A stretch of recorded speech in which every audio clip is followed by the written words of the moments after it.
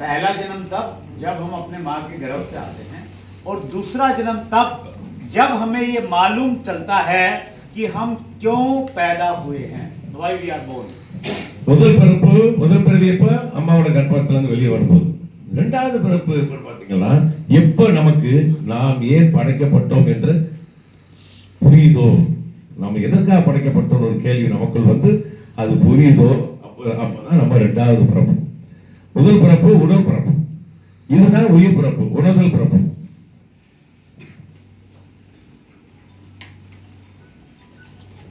So there are some examples. There is a person called Dasrath Manji.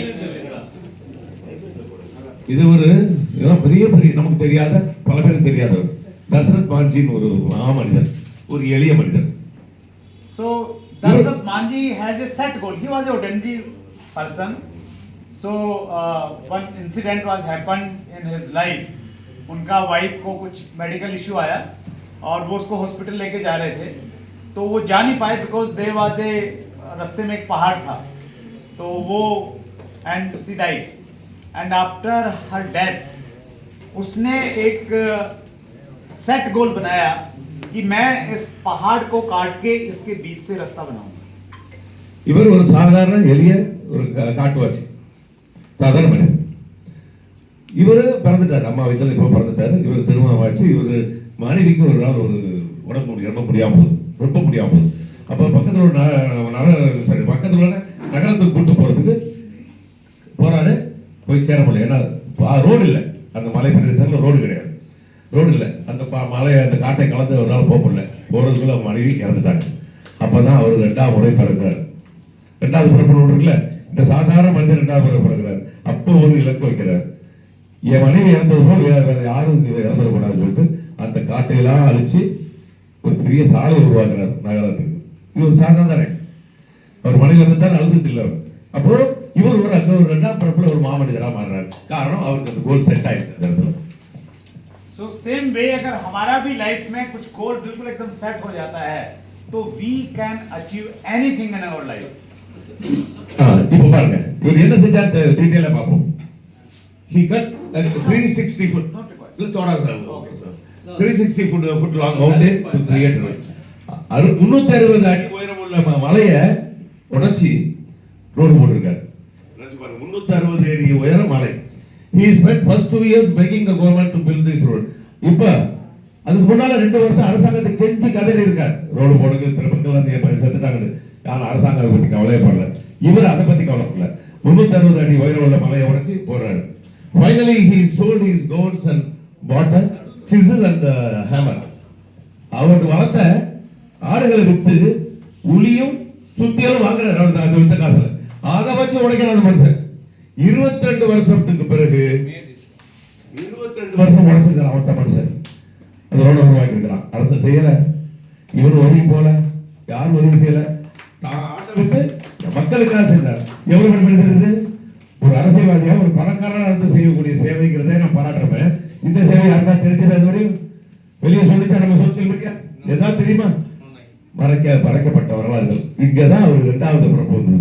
இவருக்கு தான் அந்த goal set ஆகுது. இதுக்காக தான் அவர் படைக்கப்பட்டார். 2வது பிறப்பு வந்தது. அம்மாட்ட பிறந்தது இதுக்காக இல்லை. இவர் 2வது ஒரு மனைவி இருக்கும் போது தோணுக்கிறவருக்கு ஏன் நான் பிறந்தேன் அப்படிங்கிறதா தான். Thank you sir, thank you very much. See, we know about Mahatma Gandhi. Mahatma Gandhi has a set goal. In 1983 he was refused entry to the first class cabin of a train in South Africa. This injustice was the first spark that led him to return to India and play an instrumental part in the India's freedom. இப்போ மகாத்மா காந்தி பத்தி எல்லாரும் தெரியும். அவருக்கு அவர் goal set ஆனது. ஆனா எப்ப அவருக்கு 2வது பிறப்பு வந்தது? 1883ல அவர் வக்கீலா வேலை செய்யும் போது சவுத் ஆப்பிரிக்கால கருப்பராக இருந்ததனால் அந்த வெள்ளையருக்கு போகக்கூடிய கம்பார்ட்மெண்ட்ல ஏறோட தடுத்து அவர் வெளியே தள்ளி விட்டு கேவலப்படுத்தும் போது அவருக்கு மறுபிறவி செகண்ட் பர்த்ஸ் அங்க நடக்குது. அதுக்கப்புறம் தான் முடிவு பண்றாரு, நான் படைக்கப்பட்டது இதுக்காக. அப்ப முதல்ல அதை எதிர்த்து போராடணும். இங்க பார்த்தா அடிமையா இருக்கிறது இந்தியாவில், நம்ம ஏதோ ஒரு வகையில புரட்சி பண்ணி இந்த விடுதலை வாங்கணும். அப்படி 2வது பிறப்பு வந்தது. இவரை பத்தி நம்ம தெரிஞ்சது. முதல்ல சொல்லப்பட்ட பத்தி நம்ம தெரியல. இதுதான் சதி, நம்ம சமூக சதி.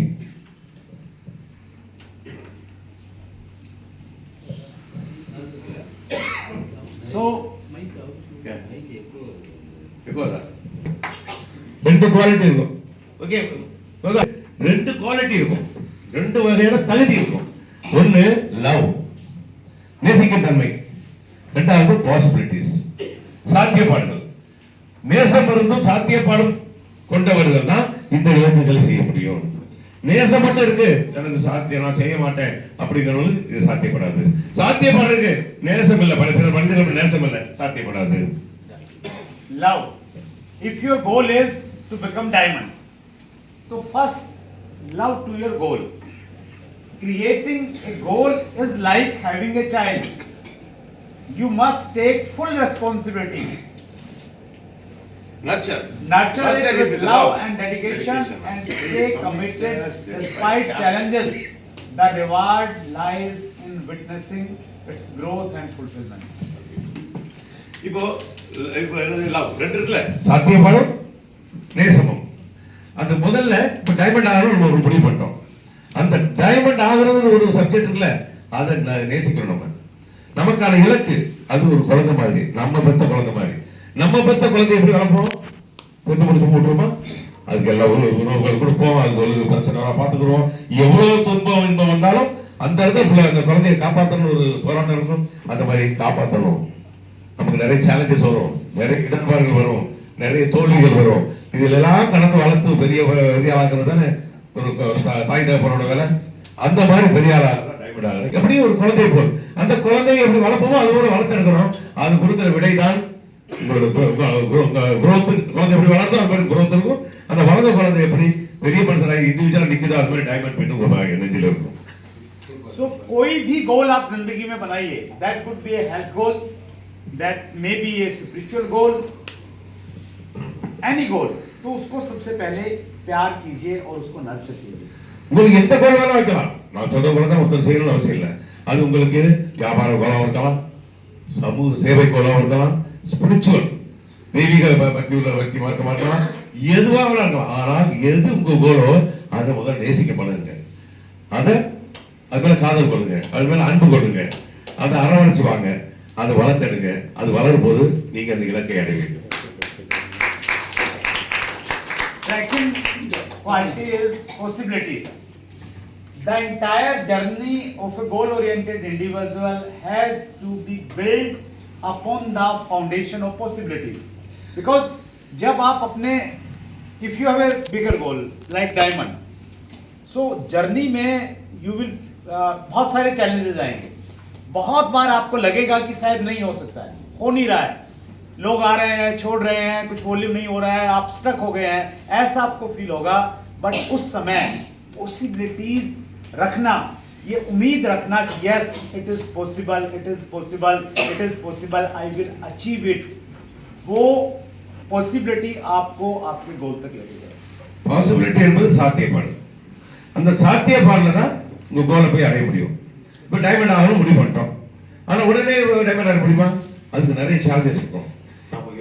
பெருசாச்சு ஆனால் யாரும் வாங்க மாட்டேங்கிறாங்க, யாரும் நான் சொல்றது கேட்க மாட்டேங்கிறாங்க, ஏதோ நம்ம தவறோ அவங்க தவறோ அல்லது புரியாமையோ அறியாமையோ 1000 இடர்பாடுகள் வந்தாலும் அந்த இடத்தை தளர்ந்து போய் விட்டுலாமா? அப்படி தோணும், மனிதர்கள் தோணுமா இல்லையா? டயர்டாயிருவாங்க, வீம்புக்கு நிக்கிறது வேற, விரக்தியை ஒதுக்கி போறது வேற. அப்ப அந்த மாதிரி நேரத்தில் நமக்கு இந்த பாசிபிலிட்டிஸ் இருக்குங்கிறத நம்ம உணர்ந்து அந்த ஃபவுண்டேஷன்ல தான் கட்டப்பட வேண்டும் நம்மளோட அந்த கட்டடம்.